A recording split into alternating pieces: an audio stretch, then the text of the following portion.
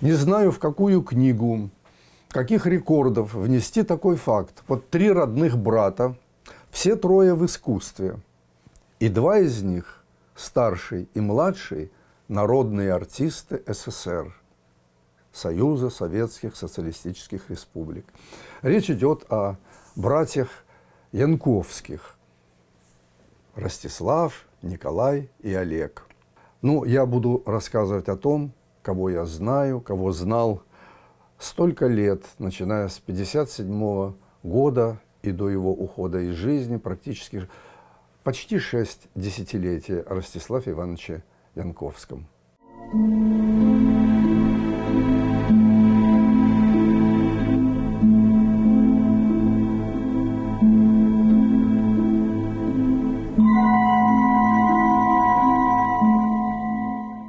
1863 год, восстание Калиновского. Ну, а мне было известно, что предки Янковских, во-первых, тоже были шляхтичами, а во-вторых, они были сосланы на восток России.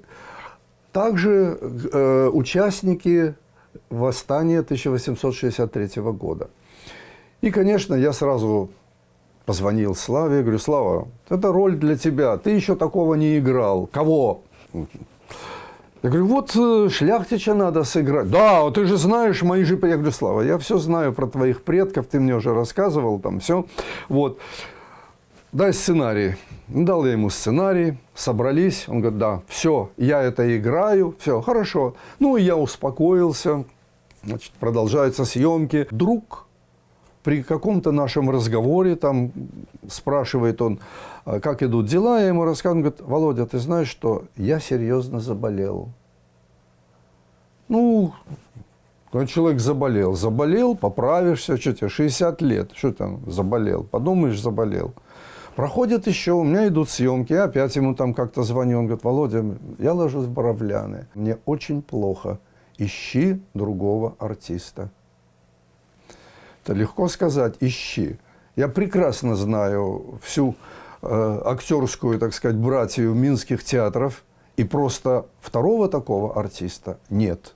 И я сказал: Слава, у меня есть что снимать, у меня есть варианты съемок разных серий из разных эпизодов, я подожду. Но он настаивал: ищи другого артиста. Я никого искать не стал.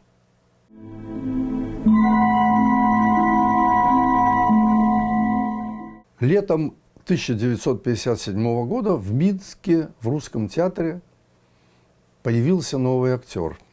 Ну, я тогда начинал работать на фильме «Красные листья», и мой шеф Владимир Владимирович Корж-Саблин сказал: это надо, что там за артист появился, какой-то Янковский. Ну, пришел я, познакомился. 27 лет было ему тогда. Он пришел на съемку. Ну, Корж, конечно, любил открывать новых актеров. Думал, произойдет это и с Янковским. Была уже такая подготовленная сцена для кинопроб. И вы знаете, кто был партнером Янковского? Нина Ургант, бабушка вот Ивана Урганта. Считается, что Нину Ургант для белорусского кино открыл Виктор Туров. И он много ее потом снимал в своих фильмах. Нет, впервые Нину Ургант в белорусское кино пригласил Владимир Владимирович Корж-Саблин. Вот фотографии здесь. Вот как раз я открыл. Вот Янковский с Ниной Ургант. Вот Нина Ургант на пробе фильма «Красные листья». Ну, чем-то Нина Ургант не подошла к Коржу, а Янковского Корж, понимал, что, наверное, молодой артист не потянет главную роль. Он пригласил его на эпизод.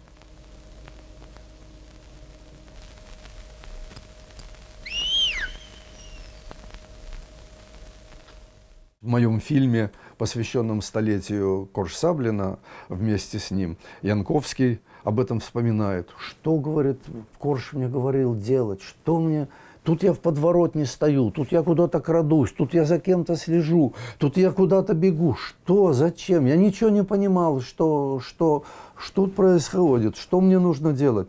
Но когда, говорит, я посмотрел готовую картину, я, говорит, все понял, что это все было раскадровано, что это все было продумано, что это все было, в общем-то, Коршем предусмотрено. Он? Да. Благодарю вас.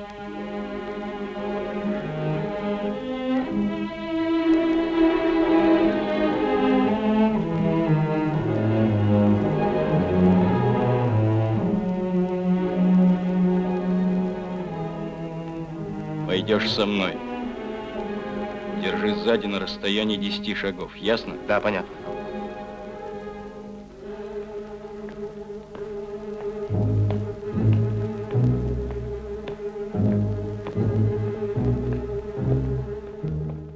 Вот так началась его дорога в кинематограф. И, наверное, с этого фильма тоже началась как бы и тоже моя дорога, в общем-то, в кино, потому что до этого я только поработал у Голуба на фильме «Миколка Паровоз» помощником, у Сплошного на фильме «Наши соседи». Но вот так, чтобы от начала до конца на фильме, это был, конечно, фильм «Красные листья». Вот я считаю, что и Янковский, ну, как бы и я, вот мы с этого фильма начали, что ли, вот свой путь в профессиональный кинематограф. Слава много снимался и на нашей студии, и на других студиях, но все-таки, конечно, главным для него оставался театр.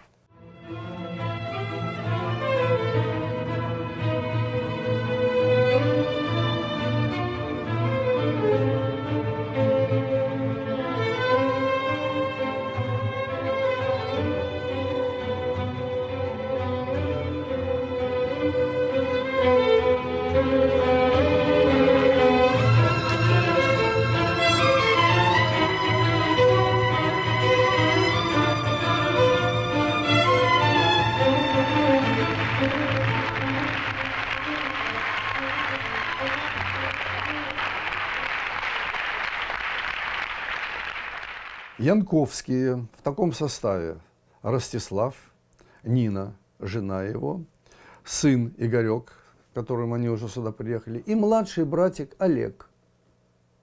Они все поселились в гримерке Русского театра.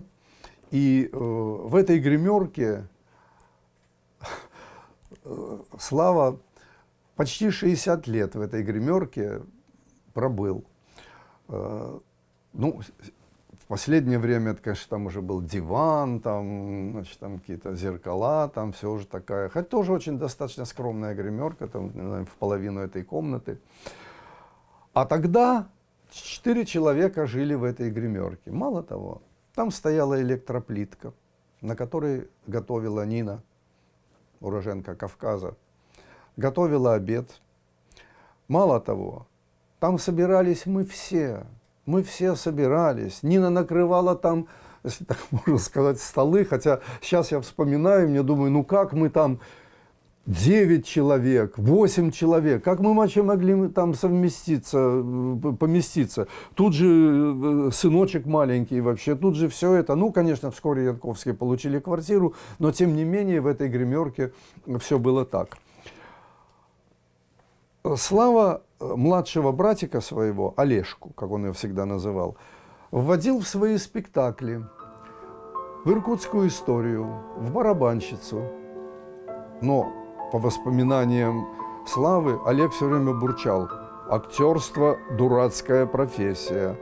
И он хотел стать зубным техником, но еще больше футболистом. И, наконец, не выдержав давления старшего брата, который хотел его все-таки в актерский мир ввести, он сбежал в Саратов к среднему брату, к Николаю.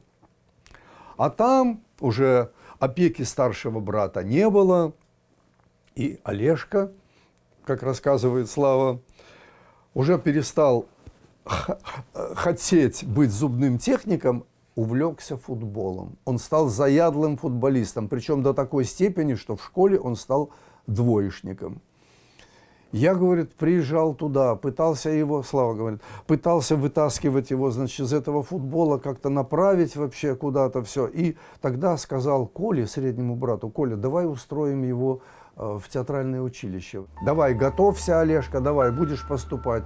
Тот начал готовиться, как Слава говорит, очень неохотно, но как-то подготовился.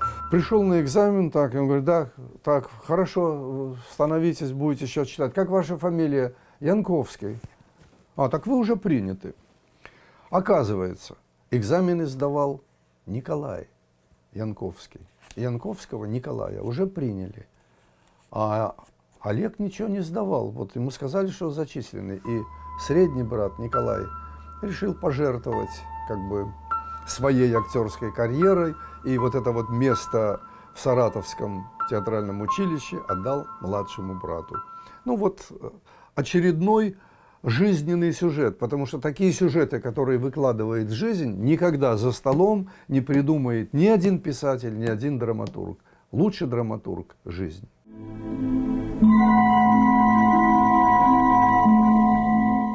Конечно, зря мои коллеги-режиссеры не ходят в театры, надеясь на просмотры спектаклей ассистентами. Конечно, зря мой киноучитель Владимир Владимирович Корсаблин не ходил в русский театр, иначе он увидел бы потрясающие совершенно творения Ростислава Янковского на сцене русского театра. За почти 6 десятилетий он переиграл там все лучшее, что есть, что было вообще в театральной драматургии. Кем только он ни был. Он пережил проявление всех чувств. Он был злодеем, сатаной-обольстителем, искренним, хитрецом. Сменяя образы, он становился генералом, министром, царем, пролетарием, интеллектуалом, сыноубийцей Петром, чиновником-бюрократом. Его персонажи действовали во всех временах, во всех эпохах. Год за годом оттачивалось мастерство, совершенствовались какие-то актерские приемы. Что запомнилось? Я видел, не все, наверное, но, наверное, самые яркие его спектакли. Это, конечно, была драматическая роль Виктора в шумном некогда спектакле «Иркутская история». Это пьеса Арбузова-Шлапа театром всего Советского Союза. Конечно, «Макбет» в постановке Бориса Луценко. Это спектакль, который, как принято сейчас говорить, на уши поставил всю Москву, потому что Москва ломилась на эти спектакли. Газеты и театральные журналы захлебывались от восторгов этому спектаклю. Этот спектакль с огромным успехом был показан в Германии.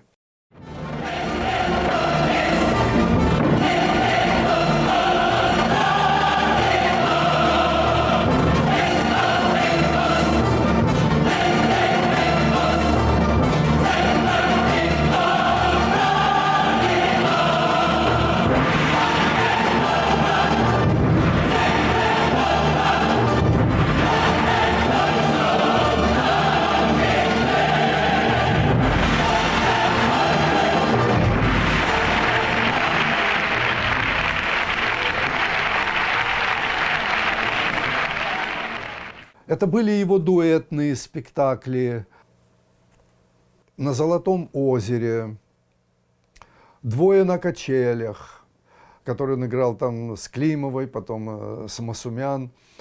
Это был интересный очень спектакль «Ужин», где два французских царедворца, там, значит, премьер-министр и министр финансов, два таких циника, сидят и говорят, в общем-то, решают политику страны, власть и деньги. Вот они вдвоем, какой там король? Вот они решали здесь, причем пьеса называлась «Ужин». Что интересно, посуда вся была просто музейная.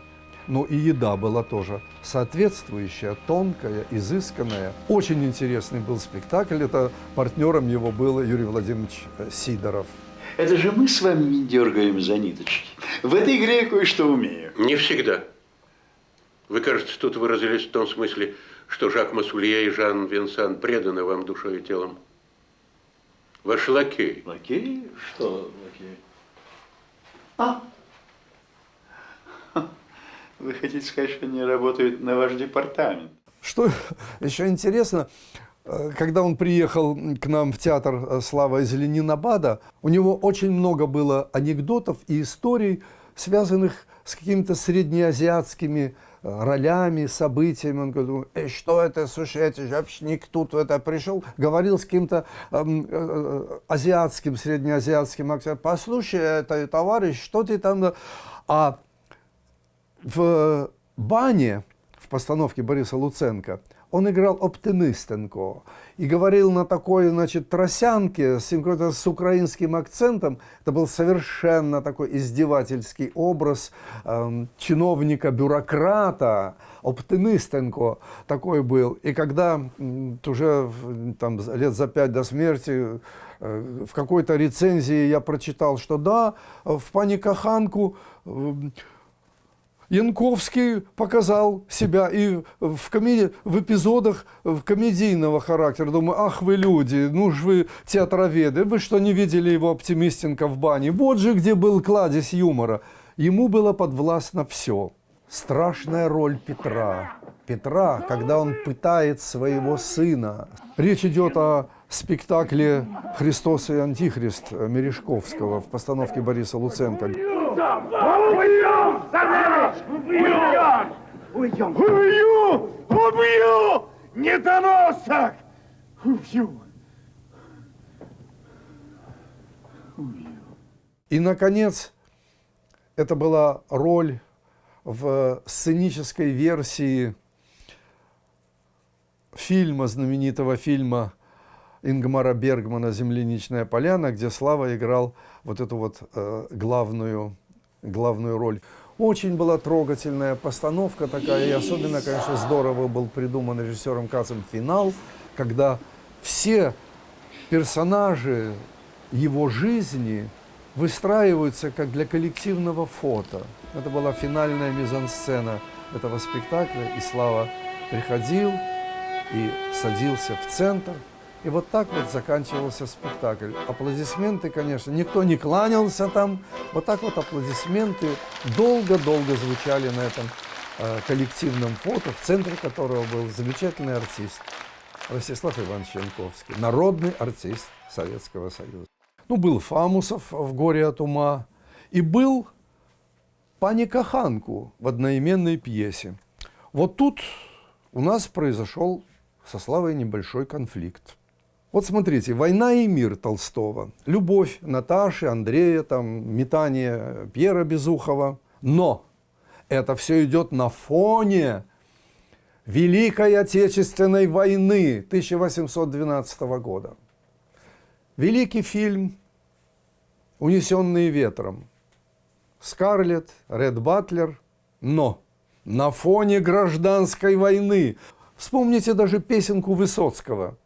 «На стол колоду, господа, крапленая колода. Вы подменили ее, граф, когда вы пили воду». А припев какой? А в это время Бонапарт переходил границу. Вот как мне видится всякая локальная значимая история. Должен быть обязательно какой-то исторический фон, желательно трагический. В «Пани Коханку», с моей точки зрения, было вот это вот все очень достойно выписано. Но в это время Суворов уже штурмует Варшаву. Через несколько месяцев этот король скинет корону, перестанет быть королем. И вообще Великой Речи Посполитой осталось существовать несколько месяцев. Вот я написал заказанную мне рецензию в журнал «Мастатство» на этот спектакль, где я похвалил всех, но сказал, что вот не хватает вот этого вот исторического, трагического фона, чтобы вот как-то подсветить вот эту вот, в общем-то, локальную историю. Но Слава, привыкший к тому, что его всегда только хвалят, и, наверное, немножко накрученный кем-то в театре. Ну что, Володя, оплевал спектакль? Я кратко ему напомнил вот то, что сейчас сказал вам, и закончил. Я говорю: Слава, скажи, а что в моей рецензии неправда? Он так помолчал, так говорит: да нет, Володя, все правда. Что, изголодался, да? Ты ешь, паника Ханку, ешь.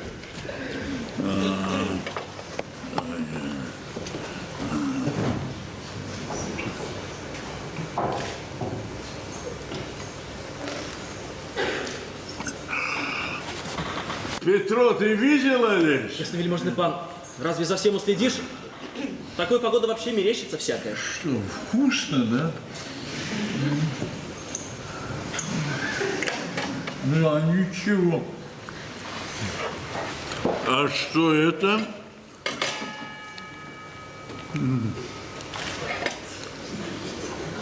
Что это? Селедка. Наконец, Матиас Клаузен в спектакле Гаутмана «Перед заходом солнца». Прекрасная была, опять-таки, актерская работа. Инкин Петерс. Согласны ли взять мужья Матиуса Клаузена, быть с ним в горе и радости до тех пор, пока смерть не разлучит вас? У нас нет свидетелей? Есть. Какие? Ну, Господи, ну звезды. Вот та большая мохнатая мой свидетель. Хорошо, тогда вот та далекая, маленькая, будет моим. Хорошо, так согласны вы взять мужья Матиуса Клаузена? Согласна. Так.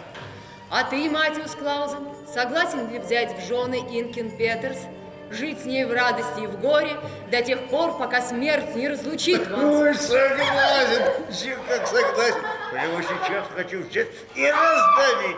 И раздавить, ты моя... Ну, ты моя радость, ты мое счастье, ты моя радость. Господи, как хорошо на свете жить. Ой, Боже мой. И со спектаклем нужно было, я слышал, куда-то ехать на гастроли. Янковский буквально с больничной койки пришел и поехал на гастроли с этим спектаклем. Точно так же, как с больничной койки он как-то вышел на открытие кинофестиваля «Листопад», точно так же с больничной койки приехал сниматься в Кареличи, в Щорсы, в моем сериале «Проклятый уютный дом». Это было 10 ноября 1994 года. Ну, не знаю, если они и заезжали в дом, в свой дом в Минске после «Боровлян», то, наверное, очень ненадолго. А может быть, я уже не помню, может быть, они приехали прямо из больницы, прямо приехали ко мне на съемки. Я его увидел. Он был худой, бледный, с каким-то желтовато-матовым цветом кожи, осунувшийся такой. Но я понял, что я поступил очень правильно. Я понимал, что лучшее лечение актеру – это роль, которую предстоит сыграть. И лучшее лекарство – это дать ему возможность сыграть эту роль. Вся кровь. Встать. Кто вы, паня? Гнев Божий, я кому сказал? Встать! Если бы я мог. Ах, не можешь. Я тебе сейчас помогу. Я тебе помогу. Стой, паня, это не поможет. Молись, выродок. Я простой солдат, я такой же повстанец, как и вы. Ах, такой же. Повстанцы там хватают чужой свинец, а ты? Я свое уже проглотил. Разве не видно, что я ранен? Ах, ранен. Слава спросил: а где начинаем снимать? Я говорю: вот там вот в спальне, потом тут вот на кухне, а здесь? Я говорю: нет, это комната такая проходная. Хорошо. Нина, ко мне, жена его, подходит, говорит: Володя, можно мы вот эту комнату со Славой займем? Тут он говорит: вот будет отдыхать, тут диванчик есть, тут вот там то-то, то-то. Я говорю: да, конечно, пожалуйста. И они туда зашли, закрыли дверь. Наверное, Нина делала ему какие-нибудь медицинские, может, какие-то физиологические процедуры, не знаю я.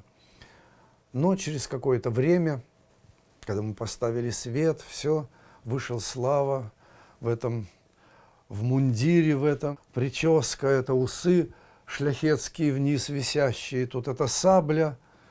И я так понял, то, что надо, даже его этот изможденный внешний вид такой, все работало на образ. Ну, вы знаете, такая профессия у режиссера, что даже когда что-то кому-то плохо, если это идет на пользу фильму, то значит это хорошо. В чужих постелях рано не лечит. В лес надо, комрад. Полежать на сырой земле, подышать лесным духом. Земля вытягивает пули, хвоя лечит раны. Что еще надо солдату? Поехали, приятель. И еще маленькая деталь. Появляются актеры на съемке. Там. Первая реплика моей помощницы. Оксанка, кидай текст. Оксанка там. Эскадрон по коням. Эскадрон по коням! Рысью марш. Рысью марш! Появляется на съемке Донатас Банионис, Виктор Тарасов, Ростислав Янковский. У всех, по сути дела, дуэтные сцены. По 23, по 27 страниц текста дуэтных сцен. Все сцены, все 27 страниц выучены наизусть. Я почему привел в пример этих 3 артистов? Потому что эти 3 артиста – народные артисты СССР. Вот отношение рядовых актеров к работе, которое, конечно, меня раздражало. И вот отношение народных артистов. Прежде всего, профессионализм. Выучи текст, потом уже будем говорить обо всем остальном. Как для музыканта. Вначале чисто сыграй, потом уже будем штрихи расставлять, форте, пиано, крещендо, диминуэндо, понимаете? Прежде всего, надо знать текст, надо знать ноты. Вот что такое народные артисты СССР. Они идут по следу, как волки. Мы огрызаемся, отстреливаемся. Отрываемся иногда. Петляем, меняем дорогу. Запутываем тропу. Бог знает, сколько мы так прошли. Бог знает. Но до этого еще у нас была встреча на картине «Вся королевская рать», которую мы снимали на киностудии «Мосфильм». Слава играл роль отчима главного героя. Главный герой это был Джек Бёрден, Михаил Казаков. А он играл его отчима. Партнером его, мамой Джека, была давняя партнерша по Минскому театру, партнерша Ростислава Ивановича, это Александра Ивановна Климова. Слава, значит, был как бы хозяином этого роскошного дома. Это мы снимали в доме ученых, в старинном особняке в Москве. Здравствуй, здравствуй, старина. Ну, как она? Как она, жизнь? Прекрасно. Как делишки у старого политикана? Не политик. Спасибо. А наемная сила. Не разыгрывай меня. Говорят, вы с губернатором вот так? Единственный человек, с кем губернатор вот так, это сам губернатор. Но иногда Господь Бог, если губернатору нужно, чтобы кто-нибудь придержал свинью, пока он будет резать ей глотку. Да.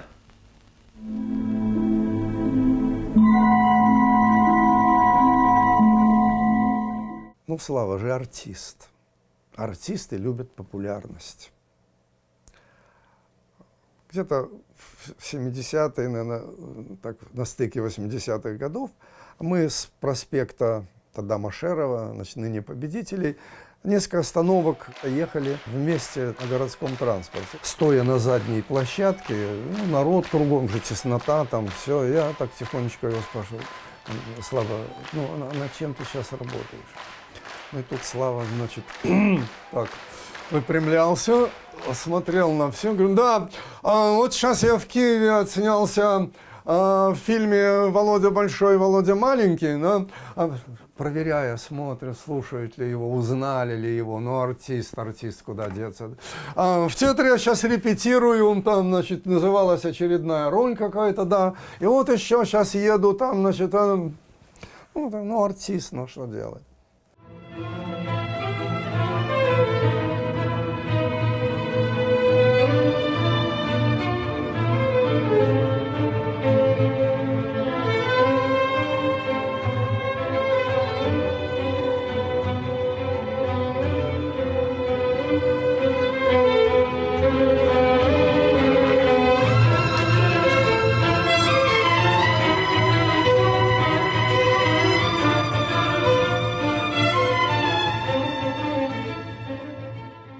В мае 2009 года умер младший брат Янковского Олег.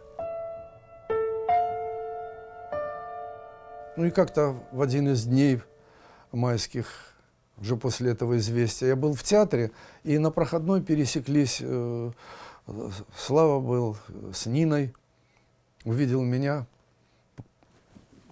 подхватил меня под руку, поехали. Во дворе стояла его машина, водитель. Мы сели туда, по дороге он говорит, едем в кинотеатр «Беларусь» смотреть последнюю Олежкину роль в фильме «Царь», где идет конфликт несломленного митрополита Филиппа, которого Иван Грозный за неподчинение сослал, а потом умертвил. Ну, не буду говорить, как выглядело лицо старшего брата, когда он видел на экране своего любимого Олежку, которого уже не было на свете.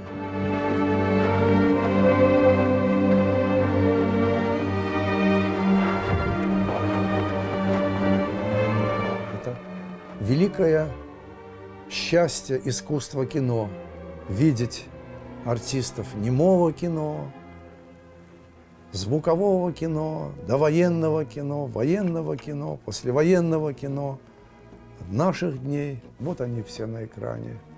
Живые, лицедеи, талантливые. И среди них тот, о ком я сегодня рассказываю, Слава Янковский.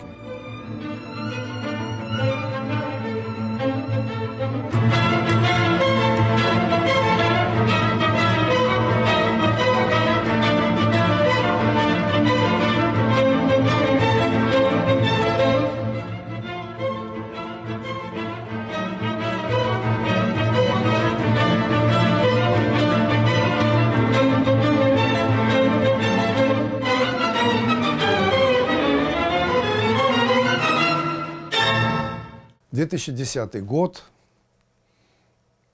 начался подготовкой к 80-летию Ростислава Янковского. Он предложил сценарий этого, так сказать, там, торжества, бенефиса, как там, писать мне. Ну, я сделал этот сценарий там, с Валентиной Яреньковой, с режиссером этого бенефиса. Ну, конечно, после этого были тосты, здравицы. Конечно, все желали артисту здоровья и новых ролей. И все это еще было.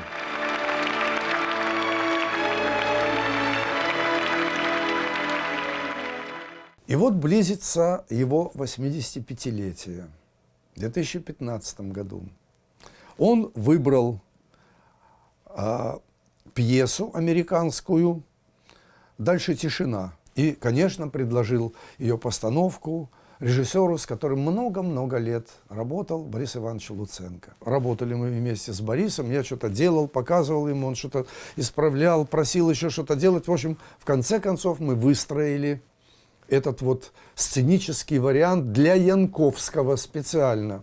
Почему я это подчеркиваю? Потому что Борис мне поставил два такие условия. Говорит, первое, это пиши это как киносценарий, короткими эпизодами на 1,5 от силы на 2 страницы, чтобы это был как киносценарий. А второе условие, чтобы Янковский все время был неподвижен. Потому что ему уже очень трудно было ходить, партнершей себе Слава выбрал неповторимую просто актрису Беллу Масумян.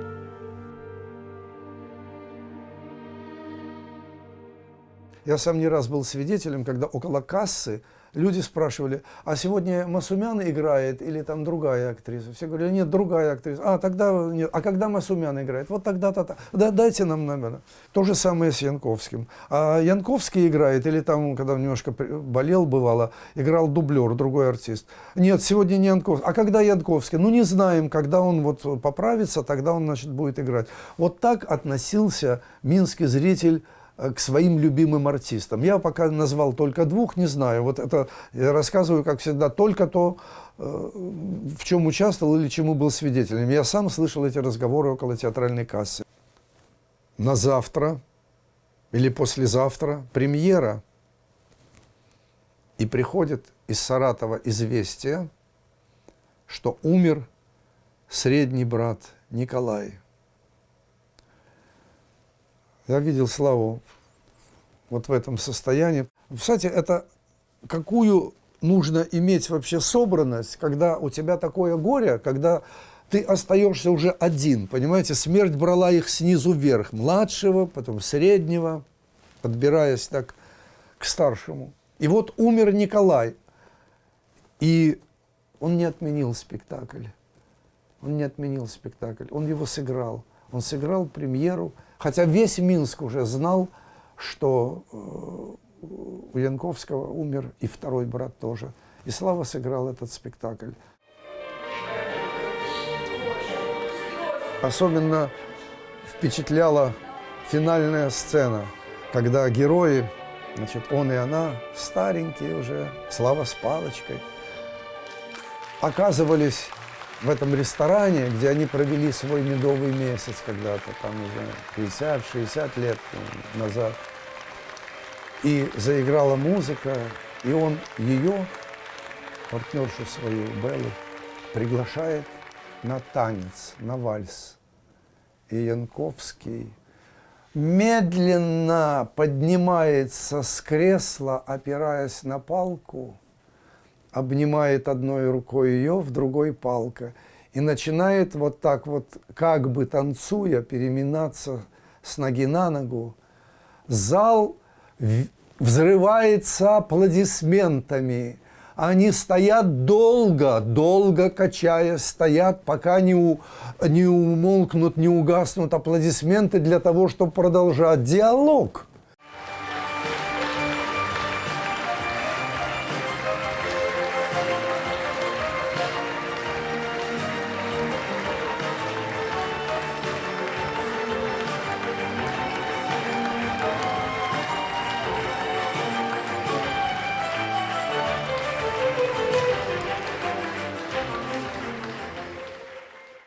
Народных артистов СССР в России все меньше, в Белоруссии их все меньше, а таких, каким был Слава Янковский, вообще был один.